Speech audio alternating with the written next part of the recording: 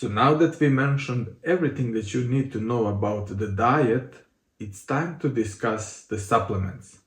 Supplements can be very helpful, but they are definitely not necessary. We're gonna talk about some of the best and the most effective supplements that can help you reach your goals and boost your performance inside and outside of the gym. If you have trouble consuming enough of the protein meals per day, or generally enough of the protein, this supplement can be very convenient. You can also use it to make some delicious recipes that are going to be high in protein.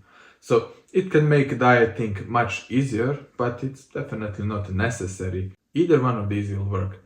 The only difference is that whey protein will digest faster and casein will digest slower.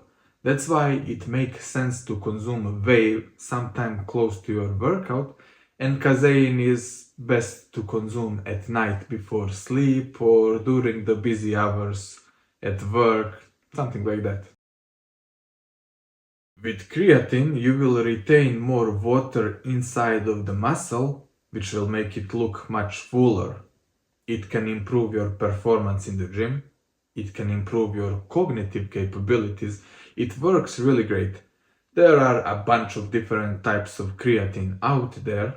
The best one is creatine monohydrate. It's cheap, it's effective, and it's safe.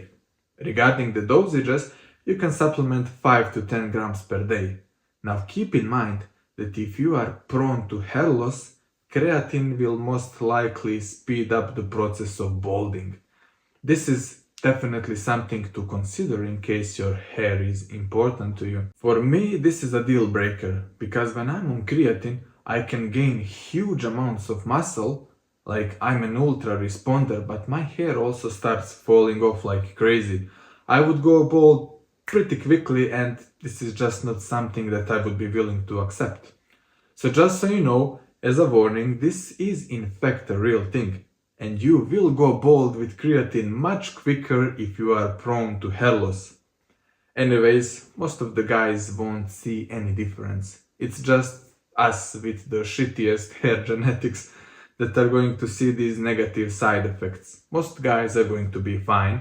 So if you have no problems with hair loss whatsoever, there is probably nothing to be worried about. If you want something to give you some extra energy and focus, caffeine is a pretty good option. Many people consume it in a form of pre-workout before the gym. You can give it a try as it can definitely improve your performance in the gym.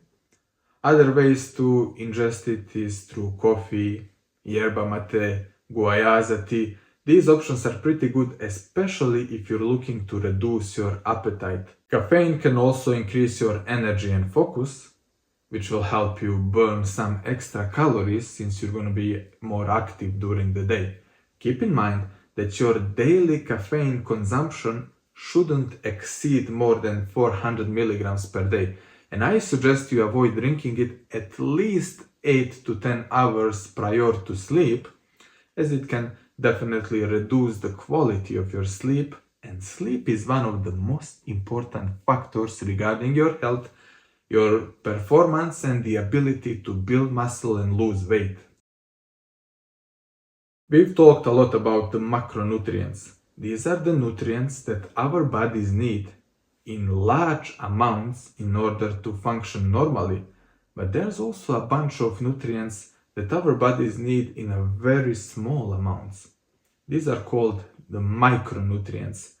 You'll be able to ingest most of them if you follow my guide on which foods you're supposed to eat, but I do think it's a good idea to take some multivitamin supplements, just as a good insurance that you have covered most of these vitamins and minerals. Besides just taking multivitamins, there are a couple of these micronutrients that I want to mention separately because it's very likely that multivitamins are not going to cover them in the dosages that are high enough.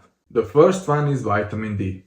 You get this one by spending time out in the sun, and since most of us are not doing that enough, it's pretty good idea to take this supplement. 70% of the population is deficient in vitamin D. So there is a pretty good chance that you are one of them. 10,000 IUs per day is very likely to cover your needs. If you want to make sure that you're taking enough of it, you can do the blood work, but I'd say 10,000 IUs is going to be enough for the majority of you that are watching this. Another one is magnesium. 40% of the population is deficient in this one. The ideal dosage of magnesium is going to be somewhere between 300 to 400 milligrams per day. And finally, I want to mention omega-3 fatty acids or fish oil. Daily dose of 1 to 3 grams of EPA and DHA combined would be ideal. If you're consuming fatty fish, then you don't have to take these supplements, but on the days that you are not having any fatty fish, which is probably most of the days, I would just take this supplement. It has a lot of health benefits that you probably don't want to miss out on. Guys, that's all I got for you in this video. If you got any questions, feel free to post them in the group.